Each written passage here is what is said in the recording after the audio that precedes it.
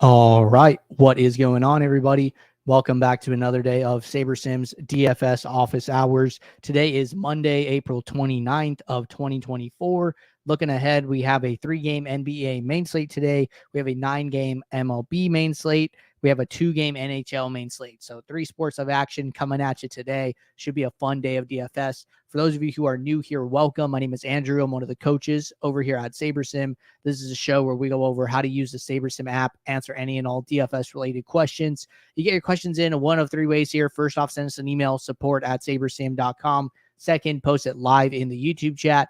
Third way, post it in the office hours channel in our Discord server. If you're not in our Discord and want to get access to that channel, there is a link in the description of this video. You also get access to our similar channels, individual sport channels, and you get access to the rest of the SaberSim team. So can't say enough good things about the Discord. But with that said, we do this show Monday through Friday, 4 p.m. Eastern. We do this show on Saturdays at 11 a.m. Eastern. So tune in and get your questions answered. But with that said, good opportunity here to get the SaberSim app pulled up. We're going to start with questions that came in the Discord as always, and then we will jump over to the live YouTube chat. So taking a peek here, looks like our first question came in from Carney. Question says, for MLB Showdown, are the Sims trained to predict which relief pitchers are more likely to pitch in a given game flow, such as the setup man and closer will usually only pitch in a tie game or with a small lead, or some relievers tend to eat innings in a blowout, etc.? Also, how do you decide which relief pitchers get a projection and which don't? There are usually a few relievers in each MLB Showdown game who are active and rested but don't have a projection. Okay, so a couple of different questions here. I actually did go and ask the team here, the model team, about this.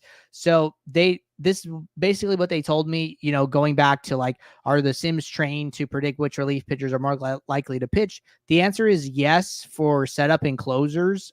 Much better with those like closers specifically here. Probably a little worse with like middle relievers, where it's kind of hard to tell like which guy is going to come in like the 6th or the 7th.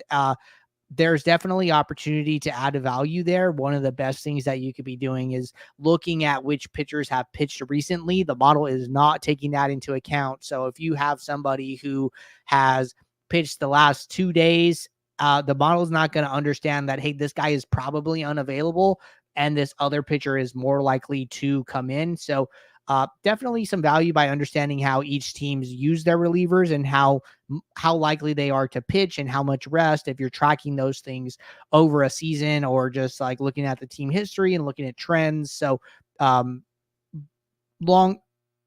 too long didn't read of it, to sum it up, is we're better with closers and predicting when they're going to come in, and there is some value to be added in some of like the middle relievers, etc.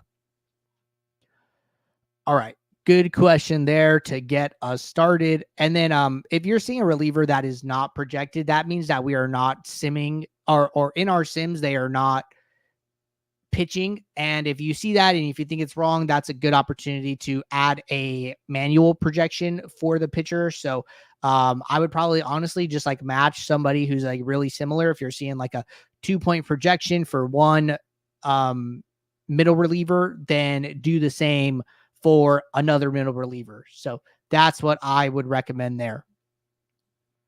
All right, good question there. Next question here from Ron. Demetrius said, I see a black screen. I'm seeing the SaberSim screen on my side. I'll try taking it off and then putting it back up. But it looks like everything's good on my side. If somebody else can let me know, I'll see what I could do. All right. Ron said, I've done the basics: build, review, rebuild. I didn't tweak much because I don't generally have any strong opinions. Will my lineups be a lot like other SaberSim folks? What are some specific settings or actions I could do to create separation? Okay, so this is probably a good opportunity to talk about the different build modes here. So when you go into your settings, you see this build mode option. There is sim mode and there is optimizer mode. So what optimizer mode is doing is it is creating the highest projected lineups possible, and then, creating the second highest projected, and then the third, and then the fourth. Well, if two unique SaberSim users both run a build on optimizer mode, then they would get the same lineup because it is solving a mathematical problem of the highest projected lineup based on the average sims that based on the average projections that you see in the app.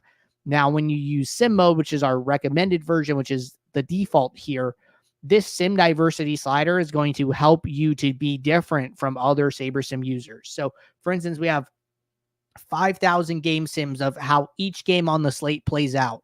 And then every time we build your lineup, depending on where this sim diversity slider is set at, we are randomly sampling a certain number of sims from each game every time we go to build your lineup. So for the Boston Miami game, we might take sim 1, sim 101, sim 3001, and then take 3 different sims for the OKC game, 3 different sims for the Laker game, and then build your lineup. And then the next time we go in, we're going to grab 3 different sims from each game and then combine those. And then so what you end up with is, let's say that you're trying to take 5 game sims from 5,000, and then you take that to like the power of 3. And basically what you get is this very, very large number where it makes it highly unlikely that you end up with the same lineup as another SaberSim user. So, the way I like to explain it is that your chances of duplicating in any given contest are no higher to a SaberSim user than they are to another user in the contest. So like when I'm thinking about duplication, I'm just thinking about the contest as a whole. Ultimately, I think SaberSim users are a, subset of the DFS population, but they're not an overwhelming majority of them. So, one thing is like you're using the same projections. Okay. That's going to help you to be a little bit more aligned, maybe in like some of the stances you're taking, things like that. But just through the raw combinatorial, amount of sims that you can combine makes it unlikely that you're going to get the same exact lineups, especially when building your lineups for classic slates with sim diversity, somewhere in this 7, 8, 9 region. All right. Glad the screen is back for you, Demetrius. Appreciate the heads up, though. All right. Jumping over to the YouTube chat. Question from Deshaun. How would I use SaberSim to play for late swap tonight with the possibility of Jamal Murray being out? Yeah, good question. It's the last game of the night. Late swap and quick swap are going to help you to take care of those things automatically, right? Like if you have lineups with Murray and, you have the late swap icon, you could just 1-for-1 swap him with the best projected player. You could run a late swap to get the best possible player, like rebuilt with your lineups if there's, more than one player not locked, right? Like let's say that you have 3 lineup spots available and one of those is Jamal Murray. Well, the builder is going to rebuild your lineup and get you the next best possible set of 3 players, depending on how that goes. So I think some of those things, you're going to have to make a decision like, hey, am I okay with the risk that Jamal Murray sits and having a lot of exposure to him? You should kind of try and decide that. You could do things where like, hey, I want to guarantee that I'm using 3 players from the Denver Laker game because I want to have that salary and positional flexibility in the case that Jamal Murray sits, right? Like that's a very specific thing that you can do. You can let it ride. One thing that you're going to see here is that the minimax salaries for showdowns for these playoff slates have been very wide, min salaries down at 44,000. So I'm not worried about your opportunity to get to somebody else. If we just come in here and look at Denver, Jamal Murray is a point guard, or utility. So, then you kind of have to go in here like, okay, who fits these roles, right? And then maybe what you do is like, hey, I only want to play Jamal Murray in the utility. And then you go into his other positions like point guard and the guard spot. And you just say, hey, I don't want to use Jamal Murray in these spots. That way, regardless of whether he plays or not, at least, you can get the next best player for the remaining salary, regardless of their positional eligibility. So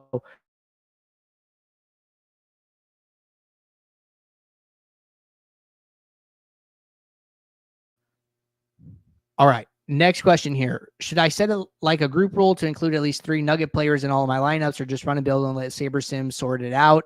Yeah, I mean, that's definitely one of the things that we talked about here. There's nothing wrong with doing that. All right. Next question. Also for MLB DFS, are you okay with lowering the minimum salary or using 0 for minimums?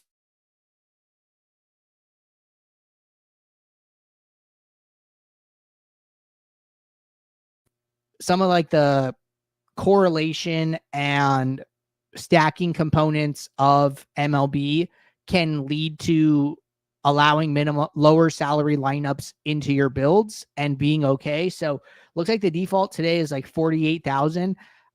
I'll typically lower this like a couple thousand here. I'm totally fine with like 45,000.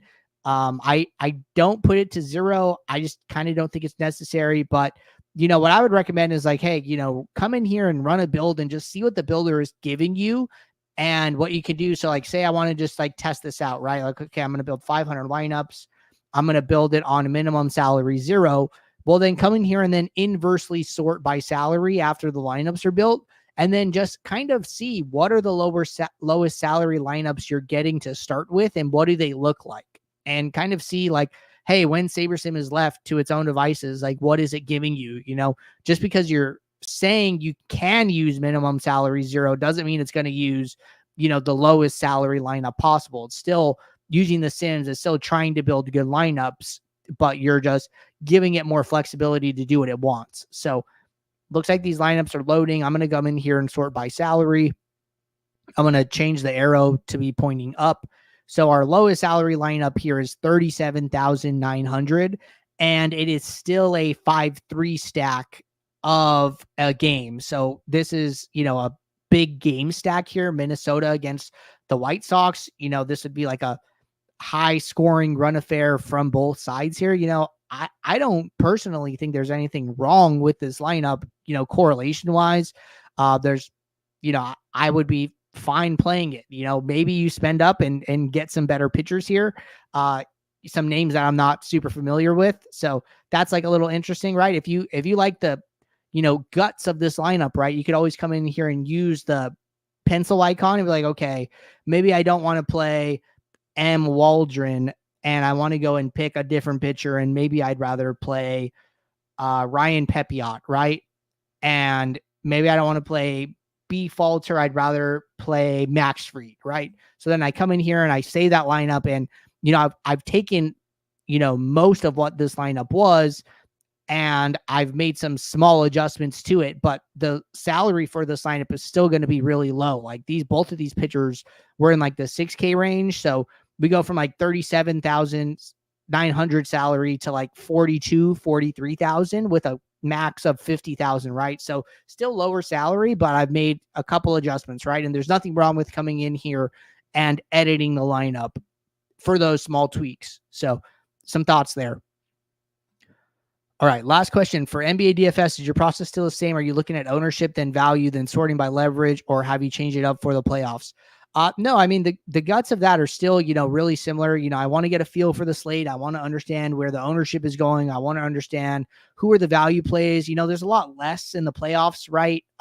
You're not going to see like starters sitting very often unless they like absolutely have to.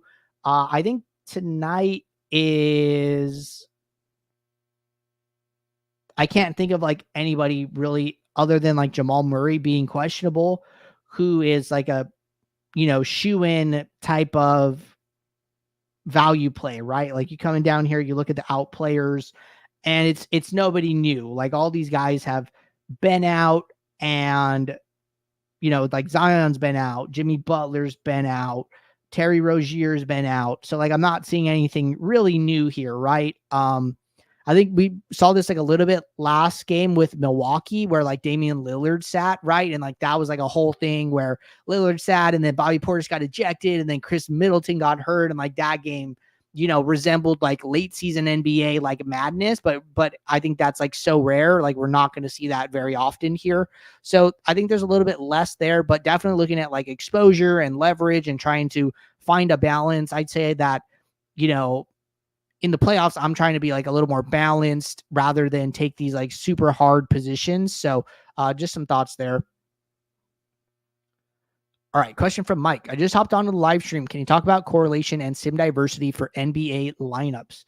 Yeah, sure. So, in this like 3-game slate, correlation is going to be basically off. I mean, if you come in here and look at any individual player, the correlation values are going to be low in a sense of like absolute value. So highest positive correlation for Nikola Jokic is 0.01, and highest negative correlation is negative 0.7. So 0.07, sorry.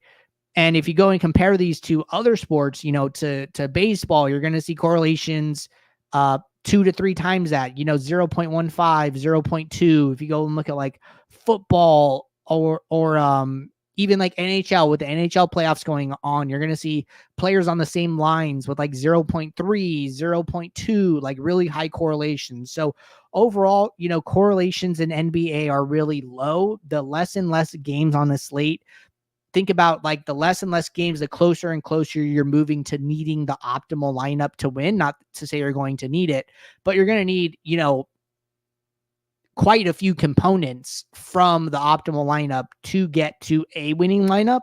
I mean, I'd say at least like 4 out of 8 players probably.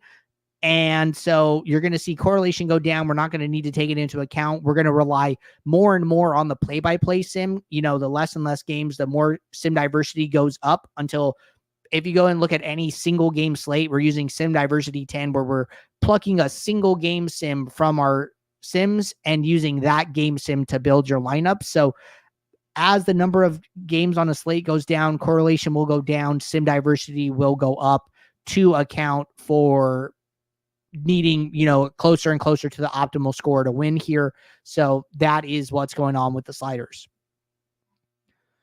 All right. Looks like we are all caught up with questions here in both the Office Hours channel and the YouTube chat. So appreciate you guys tuning in here on a Monday. Happy to be back at it this week. We'll be right back here tomorrow, 4 p.m. Eastern, for our next show. So until then, everybody, take care. Good luck. I'll see you all. Thanks. Bye.